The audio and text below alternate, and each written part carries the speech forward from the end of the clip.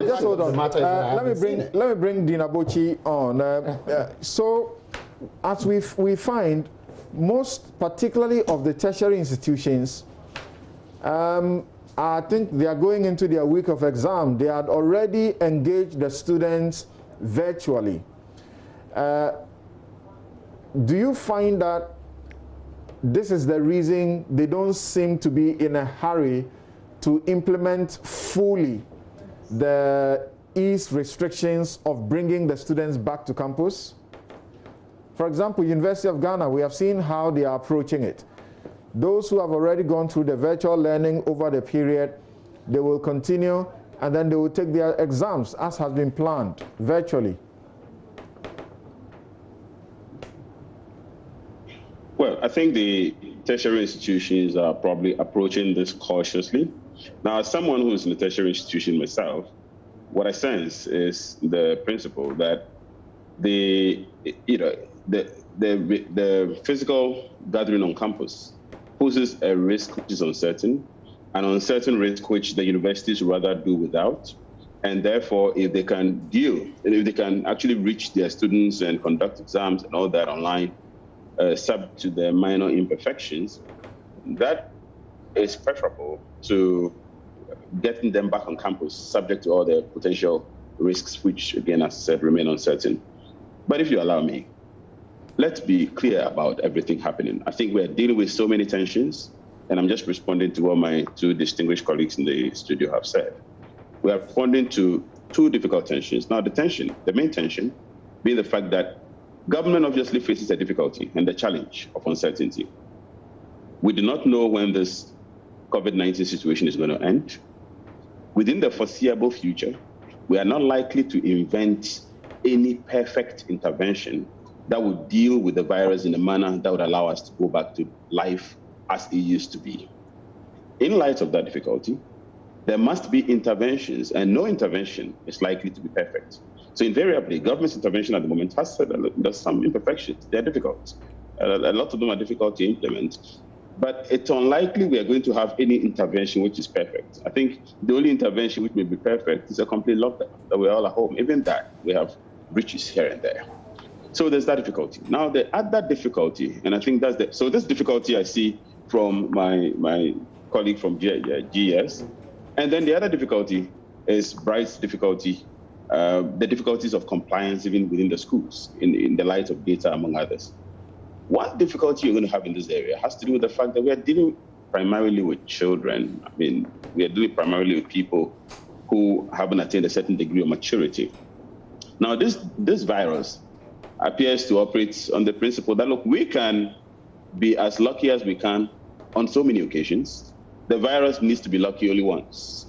In other words, we can be lucky all the time and make sure that we comply and we do all we have to do, and we wear the mask and we sanitize, we do all the beautiful things we're supposed to do. But just one instance of negligence can result in one contracting the virus. So the virus has to become lucky only once. And if the virus has to become lucky only once, what it means is that with children as we have, it's unlikely we're going to have them behave to the maximum level of perfection in terms of compliance. There'll be some discretion here and there. There'll be some, laxities here and there. And the prospect that one child may contract the virus in a school environment within congested spaces, even though we're trying to decongest, but within a confined space. And once you have a certain confinement and a contraction, the prospect that it spreads around, all these are there. If you juxtapose these two tensions, government will have to do its possible best in light of any interventionist measure that is put in place. I see all the things, and listening to, again, my colleague from GES, I get the sense that a lot of work is being done. There's good effort, there's good intention.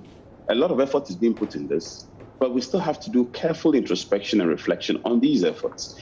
As I said, given the fact that the possibility exists that, just one person's negligence can result in the thing going around within a particular school and then from school to school. But again, we should also remember, and I say this in light of what Bright said, the scientists have mentioned that some countries are actually experimenting with the prospect of what they call herd immunity. Yeah. Maybe in our part of the world, we should start thinking about that. It's one virus in my lifetime, at least from now that it's become a very popular thing we're all following, that we've heard stories about the possibility of governments actually toying with the idea of getting people to go out there and adventure, some adventurism, with a view that by contraction, people would develop immunity. Now, I say this, again, against the background of all the data which is now public from the WHO, among others, that children in particular appear to be resistant to the virus, even though at a point in time there was some unease and disquiet because some children contracted it. But from a population as a whole, and from a proportional analysis of the contraction of people who are younger and those who are older, among others, it appears that children of a certain bracket are resistant to the virus. Is it going to be government policy, for example, to toy with the idea of herd immunity? Let's experiment and see the possibility of a few, some children contracting it and overcoming this, and then really allowing the schools to just operate normally, given the fact that our children may just scale the immunity challenge, and therefore children may not be at risk.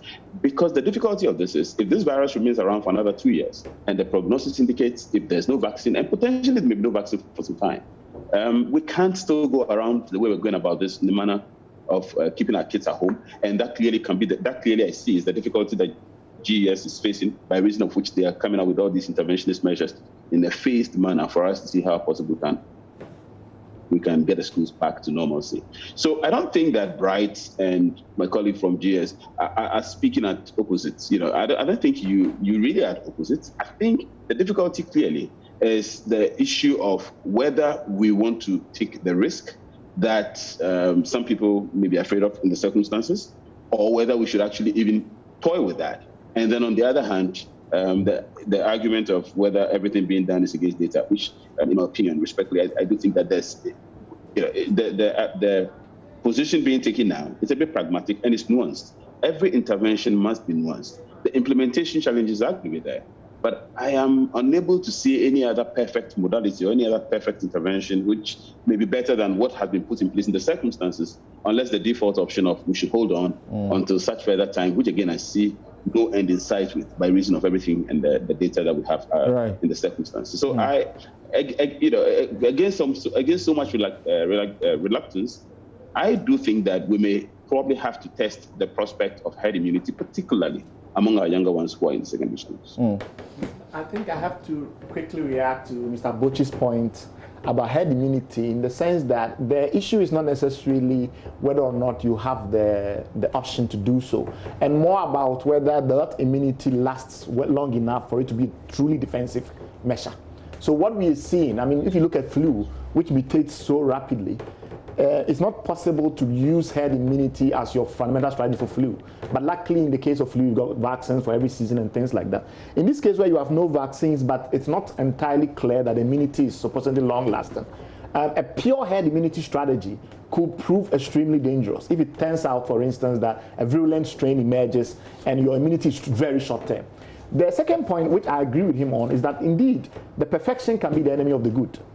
So rather than herd immunity, what we are looking at is not necessarily perfection, but very good epidemic management. Now, the point has always been made that we have some of the best epidemiologists working on this. We have some of the best public health scientists working on this. We don't dispute the assertions. The claims that we've been making is that we don't have sufficient information from the government in a published form that you can analyze in order to have confidence in the way the thing is being managed. You see, people have talked about restore the situation to normalcy. It's not only administrative and political measures that will do that. A lot of it will be sentiment and psychology. People have to feel that they trust that the government has has a handle on the situation. Now, if people don't have that confidence that government has a handle on the situation, you have situations where you have pronounced absenteeism even when you open schools. You have problems where people are not going to the hotels even when you open the hotels, etc. So all you're saying is increase the transparency by publishing more, saying this is how we've come to this conclusion, this is why we think that this approach is better, so that people begin to build more confidence. People like us could do public education in support of government's effort. Right. But without any without the evidence, without the analytical reasoning, it gets much more difficult. That's the point. Okay. Well, let me ask you a question. And do some public education. No, wait. Because that's why we're here. Okay, go ahead. We're not here to do a lot of argument back and forth. We're actually here to educate the public about the decisions that has been taken.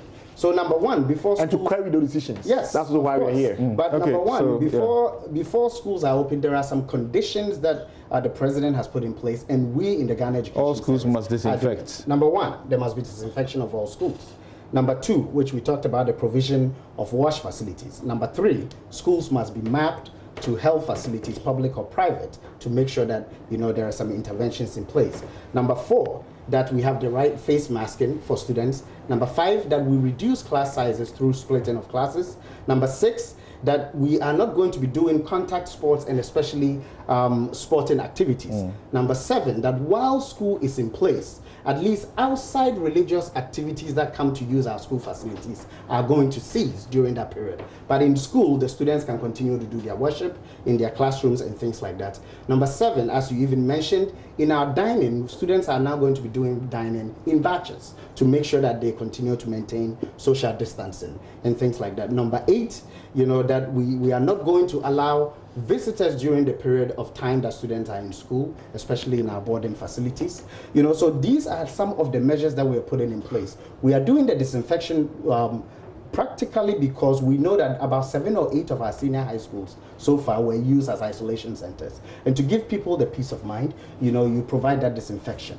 And that you do the disinfection for every single school in the country, because whether public or private, His Excellency's directives was to close all schools. And so if you're going to open all those schools, you need to provide those things. So some of the measures that give people comfort are in place. Yes, we are looking for CSOs like Imani, to help in the communication, and we are ready to sit with Imani and share all of the things that we need to be able to communicate for them to also interrogate it.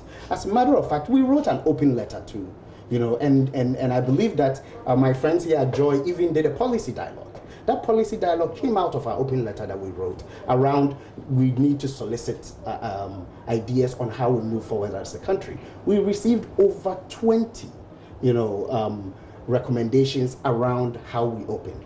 And His Excellency the President considered all the recommendations that were received. So based on that, that is why we are also using a phased approach. And we need to let the Ghanaian public know that the steps are being put in place to make sure that when your children come to school, the things that we need to do to make sure they are safe and come back to you, we do.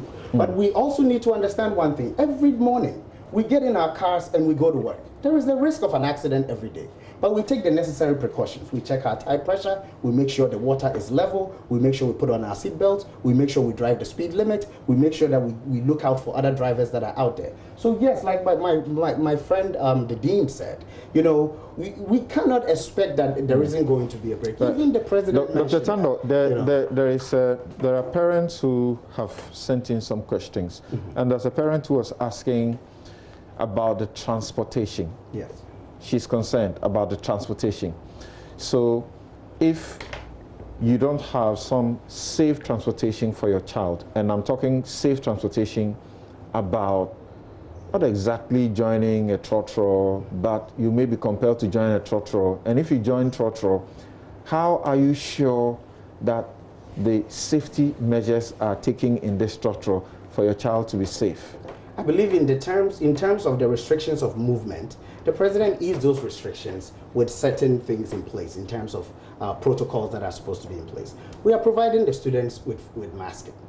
And so once the student is in, say, a public transportation, that's really a bit of the senior high schools. For most of the junior high schools, they are usually community schools. And I would say 70 to 80% of those students walk to school anyway.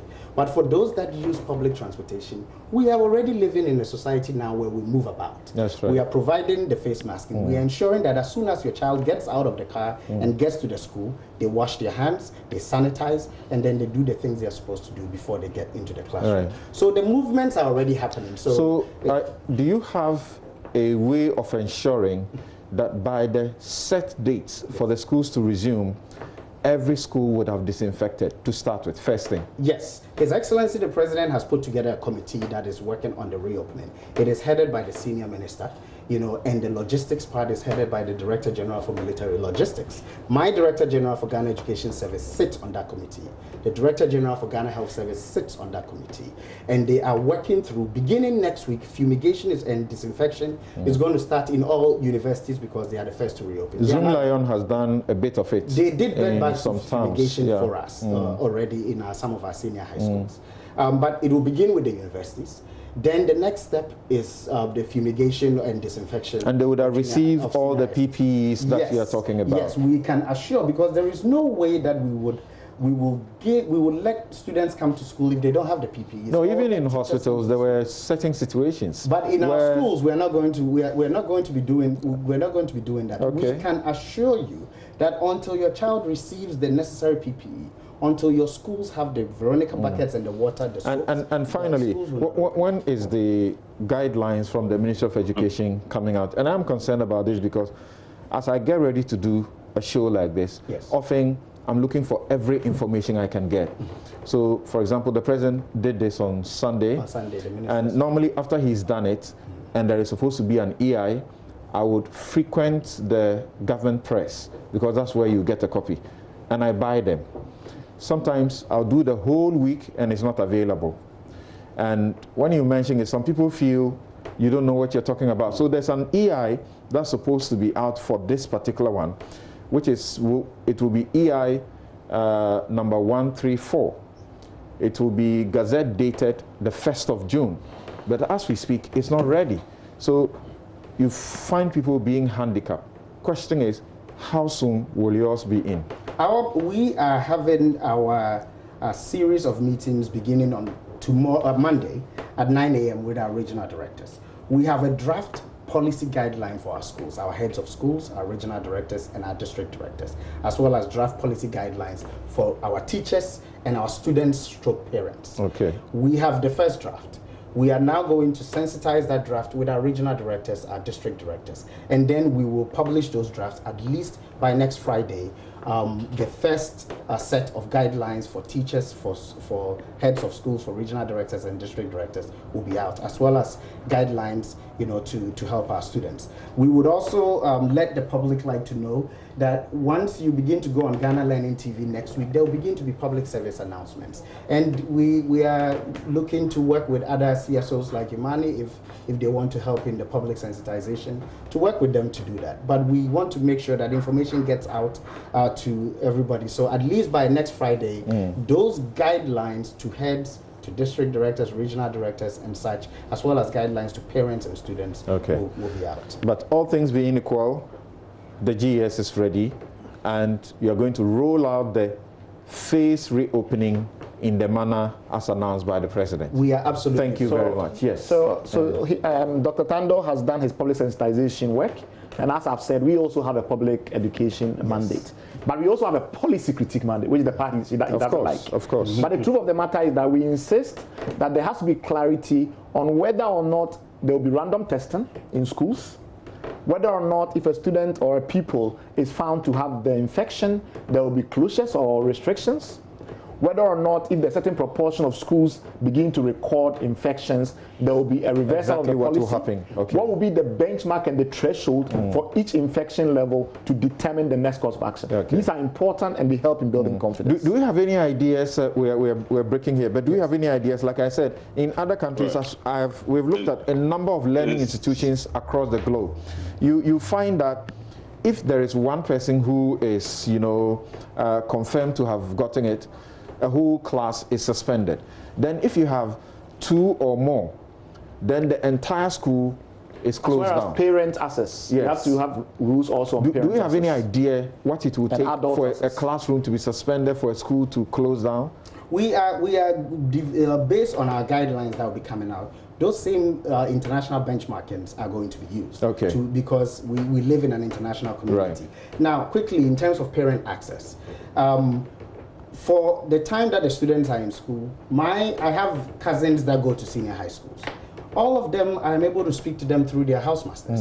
So those same modes of communication will continue. So will you insist that all these students become boarding for this period? Okay. In the schools and that really, not all schools. And that really is the international standard. No family members past entry. Exactly. Let me get Abuchi. I thought you wanted to say something before we take a break. Yeah. Hello, Mr. Abuchi. Okay. Have we lost Kofi Abuchi on the line? Okay. Yes. Samson, okay. Thank you.